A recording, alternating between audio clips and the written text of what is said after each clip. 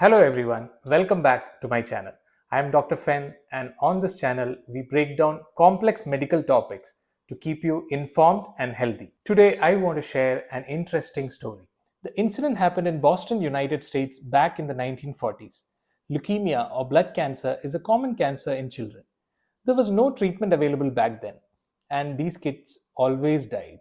Whenever a child with blood cancer came to the hospital, the doctors did not know what to do. They tried some vitamin injections hoping it would give the child more strength. Dr. Sidney Farber, one of the doctors there, noticed something strange. Every time they gave the vitamin injections to a leukemia child, the cancer got worse. Farber thought, what if the vitamin we are giving is actually making the cancer grow faster? He found out that a vitamin called folic acid, which was part of these injections, might be responsible. So he had an idea. If folic acid is making the cancer grow, can we slow down the cancer by using something that works against folic acid? This is where Dr. Yellapragada Subbarao, an Indian biochemist, came in. Together, they developed a medicine and tried it on a 2-year-old boy. The next day, the cancer cell in the boy's blood came down drastically. It was shocking. It was the first time doctors saw a blood cancer patient improve.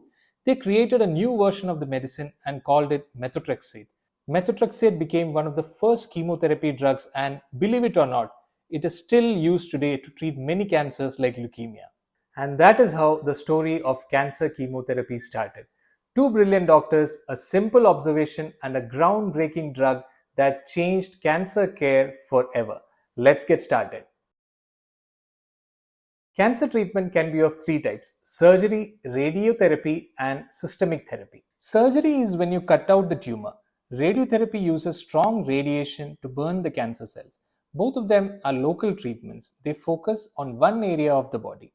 But cancer is not the disease of just one body part, it is a problem of the whole body. When cancer starts in a particular area, like in the breast, it can shed tiny cells into your blood. These cells travel through blood and hide in places like your lungs, liver, or brain. You may have no symptoms. The scans might not even see them, but they are there, waiting quietly. Years later, they can grow into new tumors called metastases. If we use only surgery or radiation, we may miss these hidden cells. And that is why we use systemic therapy, which can travel everywhere in your body. Systemic therapy flows through your blood to find and kill those cancer cells. They are of three types: chemotherapy, targeted therapy, and immunotherapy. Chemotherapy or chemo is the most common. It uses medicines to attack cancer directly. Today we will talk about chemotherapy, and I will cover targeted and immunotherapy in the future videos. In the next section, we will see how chemotherapy works. Chemotherapy is a group of strong medicines that can kill cancer cells. It is not the same for everyone. It depends on the type of cancer and each person's health condition. Chemo kills cancer in different ways. Some medicines destroy the building blocks the cancer cells need to make their DNA. Some chemo medicines damage the DNA of the cancer cells so badly that they cannot divide into new cells. Some medicines starve the cancer cells by taking away their food and nutrients, so they die. There are many other ways too.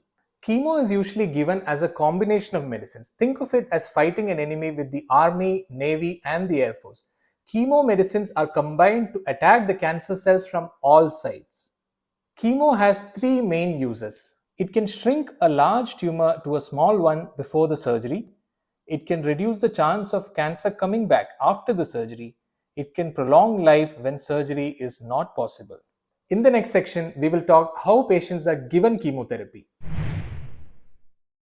Most chemotherapy comes as injections. It may take 10 minutes, 2 hours, or 2 days, depending on the medicine and the cancer type. It is usually given through a vein in your arm, but sometimes through a chemo port. It is mostly given in the hospital daycare, so you don't need to stay overnight. But if you develop any complications after the chemotherapy, you might need to be admitted in the hospital. Some chemo also comes as tablets and capsules that you can take at home.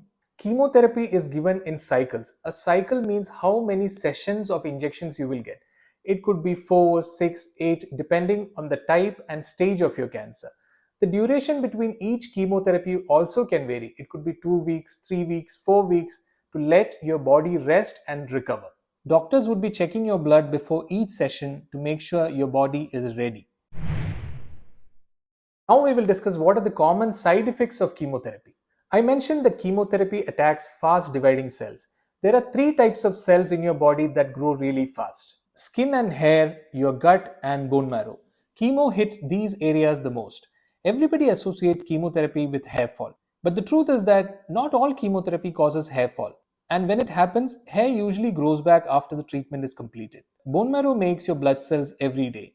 When chemo hits the bone marrow, your hemoglobin and cell count may drop.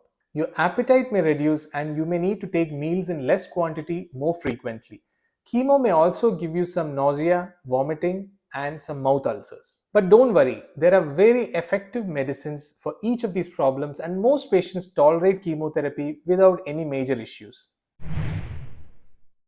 Now let us summarize the key points. Chemotherapy is a systemic cancer treatment that targets cancer cells throughout the body, unlike surgery or radiotherapy, which are local treatments. Chemo works by destroying cancer cells through various mechanisms, like damaging DNA, blocking cell division, or starving cells of nutrients. Chemo is used to shrink tumors before surgery, prevent recurrence after surgery, or prolong life when surgery is not possible. It is administered in cycles via injections or tablets with rest periods for recovery with blood test monitoring.